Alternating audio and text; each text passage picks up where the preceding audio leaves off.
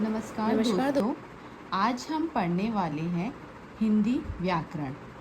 हिंदी व्याकरण के इस प्रथम पाठ में हम सबसे पहले व्याकरण के बारे में पढ़ेंगे, जो कि इसका आधार है हिंदी का, कि व्याकरण शब्द आखिर बना किससे है और इसका अर्थ क्या होता है।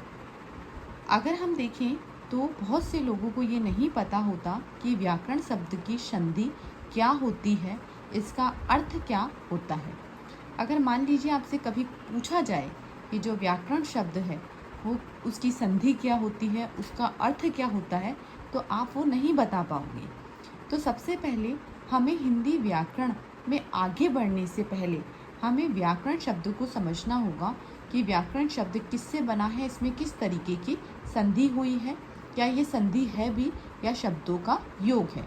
अगर हम व्याकरण की बात करें तो व्याकरण शब्द जो है वी प्लस आ प्लस करण के योग से बना है, जिसका अर्थ होता है विशेष रूप से या चारों ओर से।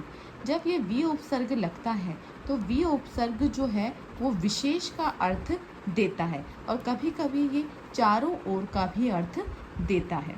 कभी जैसे हम बोलते हैं पर्यावरण, परि प्लस आ प्लस वरण, तो आ जो होता है वो चारों ओर का हमें चारों ओर का जो हमें अर्थ देता है। उसी तरीके से आ लगने से जो आ इसके अंदर उपसर्ग है वो चारों ओर से अर्थ देता है।